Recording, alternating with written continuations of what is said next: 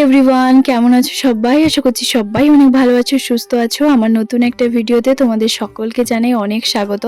শ্বশুরবাড়িতে এটা আমার প্রথম ব্লগ। কালকে তো 12 ঘন্টা ট্রেন জার্নি করে আসার পরে রাতে দুটো তরকারি করেছিলাম আর ভাত খেয়ে যা ঘুমিয়েছি। ভোরবেলা এখন ঘুম ভেঙেছে, এখন বাজে 6টা 15। তো বিছানাপত্র সমস্ত কিছু গোছাচ্ছি, তার মধ্যে তোমাদের দাদাভাই আবার ডাক দিল ছাদের উপরে। দাঁড়াও, আগে এগুলো সমস্ত কিছু রেখে এখন যাই ছাদের উপরে। আমি এখন এসে দেখি ছাদে তোমাদের দাদাভাই একটা চেয়ার নিয়ে এই ট্যাঙ্কিটা খুলবে, কারণ বলছে কিনা এই ট্যাঙ্কিটা পরিষ্কার করবে। তো আমি বলছি ট্যাঙ্কির যে উপরে যে ঢাকনাটা সেটা খুলবে কি করে? তখন বলছে তুমি একবার চেষ্টা করে দেখো দেখি, তুমি ওই সাইডে ঠেল দাও আর এই সাইডে আমি একটুখানি ঠেলি। তো দেখা যাক হচ্ছে কিনা। কোনো মতেই তো কিচ্ছু হচ্ছে না, তবুও দুজনের চেষ্টা একদম চালিয়েই যাচ্ছি। আমাদের মাথা থেকে একদমই বেরিয়ে গেছে যে খালি ট্যাঙ্কি যখনই খুলবে তখন ওটা খোলাই যাবে না যতক্ষণ পর্যন্ত না ট্যাঙ্কিটা ভর্তি হচ্ছে। তো অনেক দিন যদিও বা ট্যাঙ্কিটা পরিষ্কার করা হয়নি। পরে আবার আমার মাকে কল করে বললাম, যেহেতু এই সমস্ত ঘরের কাজবাজগুলো আমার বাবাই সমস্ত কিছু সামলেছে, যেহেতু তোমাদের দাদাভাই তখন বাইরে ছিল, তো আমার শ্বশুরমশাই জিনিসপত্র আনা থেকে শুরু করে এগুলো করেছে। আর কোন জিনিসটা কোথায় লাগবে না লাগবে এগুলো কিন্তু বাবাই খুব ভালোভাবে বোঝে। তো আমার বাবা এগুলো করেছে। এবার বাবা এই মুহূর্তে এখন সকালবেলা কাজে চলে গেছে। তো আমি বাবাকে আসতে বললেও বাবা আসতে পারবে না, হলে আমার একটা কল করাতে বাবা পৌঁছে যেত।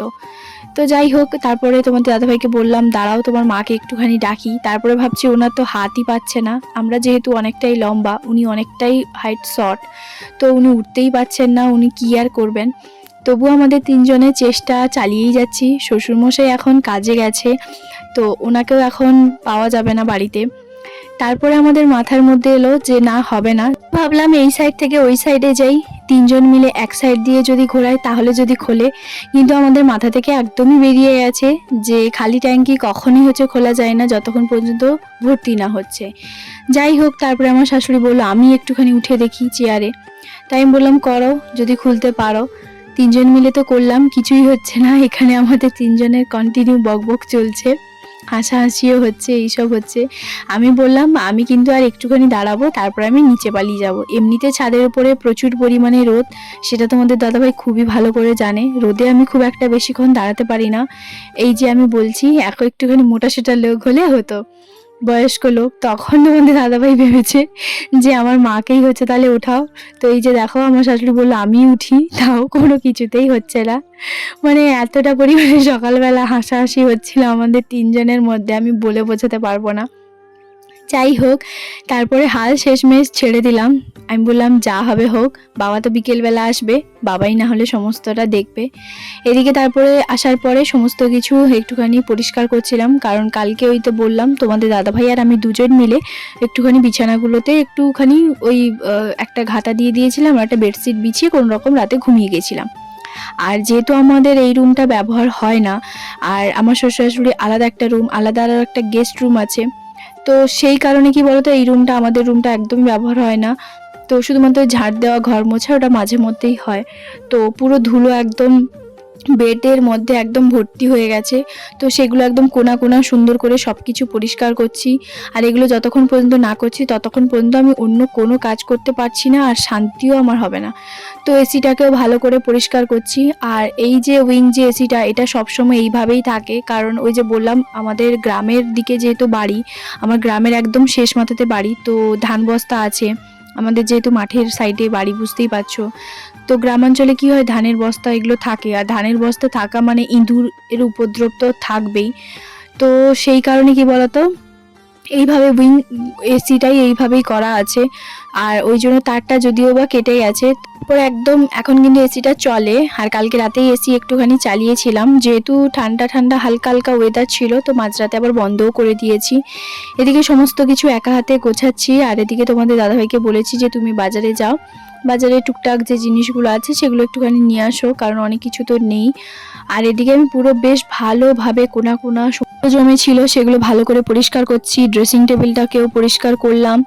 এরপরে হচ্ছে তোমার উপরে না নিচের একটা ওই তুলো মতন ছিল, তো সেটা পড়ে গেছে, তো সেটাকে একটুখানি লাগিয়ে দিলাম।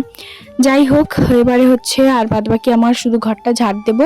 প্রতিদিন ঘর মোছা আমার একটা অভ্যেস বলতে পারো। তো ঘরটাকে ঝাঁট দিয়ে আগে ভালো করে বিছানাটা বেডশিট বিছাবো, তারপরে আমি ঘরটাকে ঝাঁট দেবো, ঘরটা মুছে নেব, তারপরে যাব চান করতে। আর কালকের কয়েকটা জামা কাপড় যেগুলো আছে, যেগুলো ট্রেন জার্নি করে এসছি, সেগুলো আমাকে কাচাকুচি করতে হবে। এদিকে জানলাটা একটুখানি মানে গাছপালা থাকে বলে খুব একটা আমি খুলি না, তবে পর্দাটাকে এইভাবে রাখলাম। আর আজকে তোমাদের দাদাভাই বলছে যে একদম জানলাতে আটকে আছে একটা লিচু গাছ, তো সেই গাছটাকে আজকে কাটবে বলছে। তারপরে আমি বললাম যে ঠিক আছে, আজকে কাটবে না হলে কালকে কাটবে, কোনো অসুবিধে নেই। তো দেখা যাক কি করে। আসলে বাড়িতে না থাকলে যা হয় অবস্থা, সমস্ত কিছু বাড়ি এলে আমাদেরকে দুজনকেই সবটা দেখতে হয়, করতে হয়। দেখা যাক কি করে। এদিকে সমস্ত কিছু পরিষ্কার করে রাখলাম। এখন আর শুধুমাত্র একটাই কাজ, ওপরে হচ্ছে তোমার খাটের উপরে একটা যে ঘাঁটা যেটা থাকে সব সময়, তো সেটা হচ্ছে দিয়ে দেবো, আর তার উপরে বেডশিটটা বিছিয়ে দিলেই হয়ে যাবে।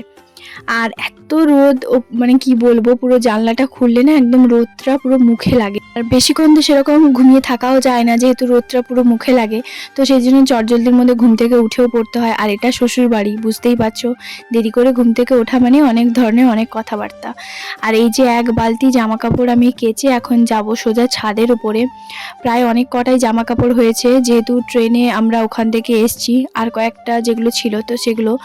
তো সব কিছু আজকে না কাচলে হবে না, কারণ কালকে আমাদের একটা জায়গায় যেতে হবে। বলতে পারো অনেক লোকজনও আসবে, খাওয়া দাওয়ার অনেক ব্যাপার আছে। আমার শ্বশুরমশাই একটা মানসিক করেছিল, তো সেটা কিসের সেটা আমি তোমাদেরকে কালকের ব্লগে অবশ্যই শেয়ার করব। তো তার আগে একটুখানি সমস্ত কিছু জামা কাপড়গুলো কেচে একটুখানি ধুয়ে শুকিয়ে রাখলে এগুলো হয়ে যাবে, না হলে এগুলো পরে থাকলে সেই পরেই থাকবে। আর ট্রেনে যে জার্নি করা যে জামা কাপড়গুলো খুব একটা আমি সবসময় একদমই রাখি না, আমার একদম ভালো লাগে না। নমস্কার, কেমন আছো সবাই? আশা করছি সবাই অনেক ভালো আছো, সুস্থ আছো। আমার নতুন একটা ভিডিওতে তোমাদের সকলকে জানাই অনেক স্বাগত। এখন চান টান করে ফ্রেশ ট্রেশ হয়ে এখন কিন্তু সোজা চলে এসেছি তোমাদের সামনে একটা নতুন ভিডিওতে ইন্ট্রো দিতে। তো যাই হোক, এদিকে তারপরে শাশুড়িকে বললাম একটুখানি শসা পেঁয়াজ এগুলো একটুখানি মাখিয়ে দাও, আমি মুড়ি খাবো।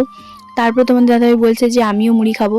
সকালবেলা ও চপ নিয়ে এসছে। আমরা বাড়িতে থাকা মানে ও মানে প্রতিদিন একদিন ছাড় এরকম করে চপ নিয়ে আসে। আর এখানকার চপ আমরা দুজনে ভীষণ পছন্দ করি, ভীষণ সুন্দর বানায় আমাদের এই গ্রামে, একদম সামনের দিকে রাস্তাতে। তো যাই হোক, সেখান থেকে নিয়ে এসছে।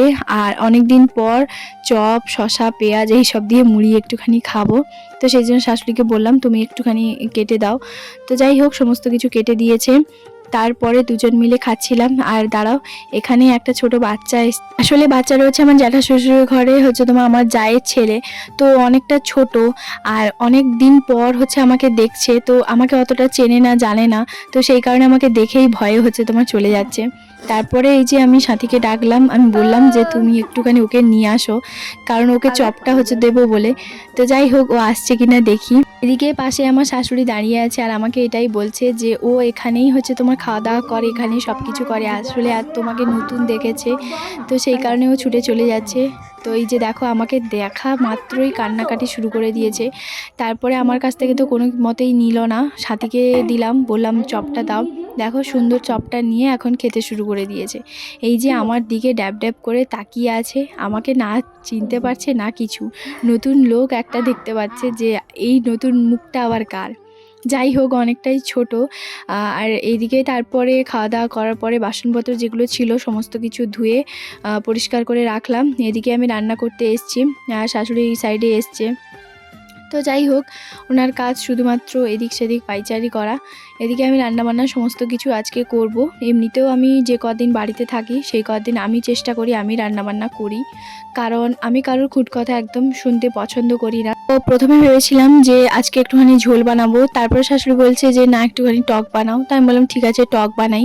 আসলে টক উনি খান না, তো সেই কারণে কি বলতো, ওনার পছন্দ মতনই হচ্ছে সমস্ত রান্নাটা যেন হয়। তো কারণ আমার শ্বশুরমশাই একটু আধটু টক খায়, তোমাদের দাদাভাইও খায়, আমিও খাই। তো তিনজন যেখানে টক পছন্দ করে, সেখানে একজন যদি না খায় তো সেটা একটা কেমন লাগে, তাই না? তো উনি অনেক ধরনের পাশ থেকে এসে অনেক কথা বলছেন, আমি কোনো কিছুই শুনিনি। আমি বলেছি যে হালকা একটুখানি টক হবে, খুব একটা বেশি টক করব না, যেহেতু আমচুর দিয়েই বানাবো। একটু টক না হলে তাহলে টকটা খেয়ে কী লাভ। তো সেই কারণে এসে আমাকে 10 বার 10টা কথা অনেক বলছে। আমাকে দেখতেই পাচ্ছ আমি চুপচাপ আমি আমার মতন করে রান্নাবান্না করছি। আজকে কিন্তু অনেক কটা রান্নাবান্না হবে, মানে আজকে অনেকটা তাড়াতাড়ি আমি রান্নাটা শুরু করে দিই বরাবরের জন্যই। কারণ একটুখানি রান্নাটা আগে করে রাখলে আমি আরামসে বসে একটু ভিডিও এডিটিংয়ের কিছু কাজ বা আমি নর্মাল একটুখানি নিজের মতন করে সময় কাটাই। তো যাই হোক, এদিকে দেখতে পাচ্ছ আজকে এক সাইডে বসিয়ে দিয়েছি হচ্ছে তোমার কি বলতো ওই 5 ফোড়ন আর একটু জিরা একটু শুকনো খোলায় তাওয়াতে ভেজে নেব। তো সেটাকে ভেজে ভালো করে গুঁড়ো করে নেব। এই সাইডে উনি হচ্ছে বলছে যে দাঁড়াও আমি এটাকে ভালো করে একটুখানি ঢেলে দিই। তো আমি বললাম ঠিক আছে তাহলে তাই করো। আর দেখছি যে আমার ক্যামেরাটা অন করা আছে বলে বারবার দেখছি রান্নাঘরে ঢুকছে, সচরাচর যদিও বা খুব একটা ঢোকে না। তো দেখছি যে আমি রান্না করছি, ক্যামেরাটা অন আছে, দেখছি বারবার ঢুকছে। তাই আমি বললাম কোনো অসুবিধে নেই, যা করছে করুক। এদিকে তারপরে আমি ভালো করে আমচুরটাকে একটুখানি মাখিয়ে নিলাম। আর এরপরে বিচা কলার আজকে চচ্চড়ি বানাবো। তো সেই কলাটা কি বলতো একটুখানি বীজগুলো ছাড়িয়ে নিয়েছি। আর এরপরে কড়াটা ভালো করে ধুয়ে কড়াইয়ের মধ্যে তেল, শুকনো লঙ্কা, 5 ফোড়ন, তেজপাতা এগুলো দিয়ে আজকে ওই একটা ছেঁচকির মতন করব। রান্নাবান্না সমস্ত কিছু করে নিই, রান্নাগুলো করছিলাম। আর এদিকে তারপরে হচ্ছে একজন লোক এসছে, আসলে কারেন্টের বিল হচ্ছে তোমার দেখতে এসছে 3 মাস পর পর যেহেতু দেখতে আসে। তো যাই হোক এখানে দাঁড়িয়েছিলাম, শ্বশুরমশাই যেহেতু বাড়িতে নেই, শ্বশুরমশাইয়ের কাছে ওই ইলেকট্রিকের যে কার্ডটা থাকে তো সেটা আছে। তো বললো কোনো অসুবিধে নেই, ইলেকট্রিকের বিলটা নিয়ে নাও। কত টাকা বিল এসছে সেটা নাই বা বললাম, যথেষ্ট পরিমাণে বিল আসে বুঝতেই পারছো। আর যাই হোক এদিকে তারপরে একটুখানি দাঁড়িয়ে ওনার সঙ্গে কথা বলছিলাম, মানে উনি কিছু জিজ্ঞেস করছিলেন। আর এদিকে আমার শাশুড়ি বলছে তোমাকে নতুন দেখলাম এই প্রথমবার, আগে তো তুমি কখনো আসোনি। তখন আমি ওনাকে ভালো করে বুঝিয়ে বললাম কখনোই ডিপার্টমেন্টে একজন থাকে না, বহুজন থাকে। ওনার হয়তো আজকে ডিপার্টমেন্টে এদিকটাতে আজকে কাজ পড়েছে, সেই কারণে আজকে এদিকে এসছে। তো যাই হোক উনি ওই কথাটাই বললেন যে হ্যাঁ একদমই ঠিক কথাই বলেছেন আপনি। তো যাই হোক ওনার সঙ্গে একটুখানি কথা বলছিলাম। আর এরপরে বিলটা হচ্ছে তোমার সাইন করে এবারে দিয়ে দিল। তো চলো এখন এটাকে রেখে দিই জায়গার মতন, জায়গার জিনিস। কত টাকা বিল এসছে দেখতে পাচ্ছ কিনা একটু কমেন্ট করে জানিও তো। রান্নাবান্না সমস্ত কিছু করার পরে সবকিছু গোছানোর পরে এদিকে আমার শাশুড়ি একটা কাজ করছে, সেটা হচ্ছে কি বলতো নাকি চাল ভাজা বানিয়েছেন। তো সেই চাল ভাজাটা আমি যেহেতু শুকনো এইভাবে খাই না, একটু চাল ভাজার মধ্যে যে মিষ্টির যে পাকটা দেয় সেটা দিয়ে আমি বেশি পছন্দ করি। তো আমার দিদির শাশুড়ি মানে আমার মাসিমা ভীষণ ভালো চাল ভাজা বানাতো, আমি তোমাদেরকে বলে বোঝাতে পারবো না এতটা সুন্দর বানাতো।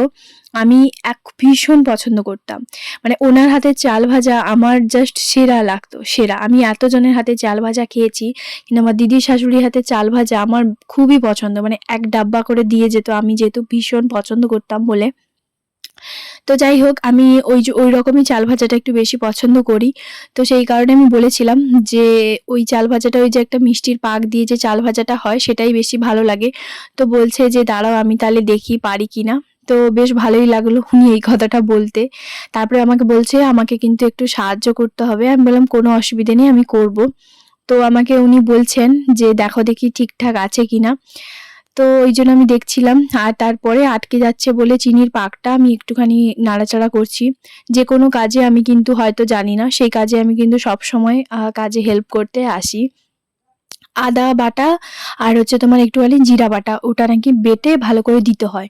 তো একটা বড় যেহেতু একটা মানে গামলা বসানো হয়েছে, তো এর মধ্যে আদা বাটা আর জিরা বাটা যেটা বেটে রাখা হয়েছে শিলনোড়াতে সেটা দিতে হবে। তো দাঁড়াও এদিকে করছিলাম, তারপরে তোমাদের দাদাভাই আসছে।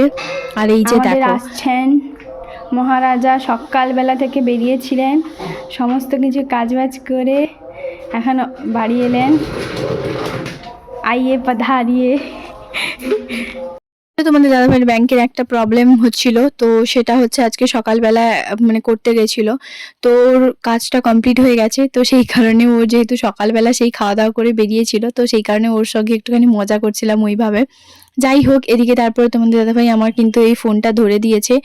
আর আমার শাশুড়ি বলল যে আমি হচ্ছে চালটা মানে চাল ভাজাটা আমাকে দিতে বলল। তো সেই কারণে আমি ভালোভাবে দিচ্ছি। আর এই যে দেখো পুরো এক ডাব্বা ওই যে মানে চাল ভাজাটা যেটা ছিল সেটা দিলাম। আর চিনির আর আদা আর জিরার যে পাকটা, তো সেটা সমস্ত কিছু দিয়ে ভালো করে নাড়তে হবে। তো উনি পারছেন না যেহেতু, আর এই রান্নাঘরটা আমাকে মনে হয় একটুখানি অসুবিধা হয় যেহেতু সেলফটা অনেকটাই ছোট, মানে অনেকটাই নিচু, আর ওনার জন্য মনে হয় অনেকটা লম্বা। তো সেই কারণে ওনার একটু অসুবিধা হয়। আমার কোনো অসুবিধা হয় না, তবুও আমার রান্না বা বাসনপত্র ধুতে একটুখানি অসুবিধা হয় যেহেতু অনেকটাই নিচু। তো যাই হোক, আমি ওনাকে একটুখানি হেল্প করছিলাম। আর একদম খুব ভালোভাবে নিচ থেকে ওপর পর্যন্ত ওই চাল ভাজাগুলো ভালো করে নাড়াতে হবে। কারণ কেন বলো তো? কারণ একটু যদি লেগে যায় তখন পুড়ে যাওয়ার সম্ভাবনা থাকে। তো যাই হোক, সেগুলোই করছিলাম। আর এদিকে আমি বলছিলাম যে ওপর থেকে অল্প অল্প করে যদি দেওয়া হতো আমার মনে হয় সেটা বেশি ভালো লাগতো। তো উনি তো আমার কোনো কথা শুনবেন না। উনি ওনার মতন করেই হচ্ছে তোমার করবে।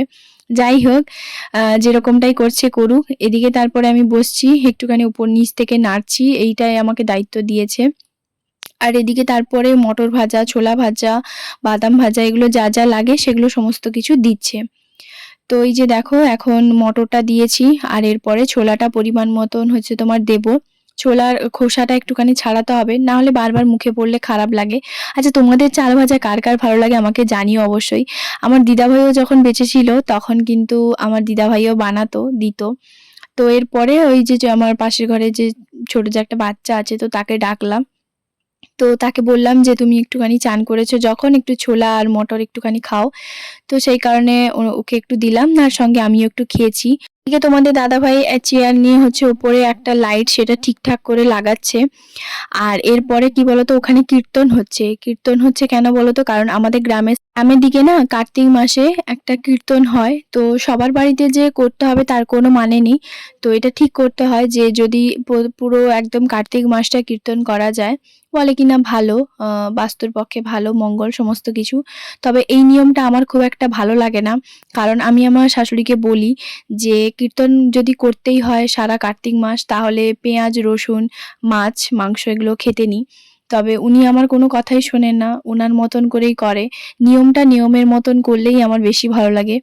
যাই হোক, এদিকে আমি চাল ভাজাগুলো সমস্ত কিছু জায়গাতে মানে ঠান্ডা হয়ে যাওয়ার পর ডাব্বার মধ্যে ঢেলে দিয়েছি।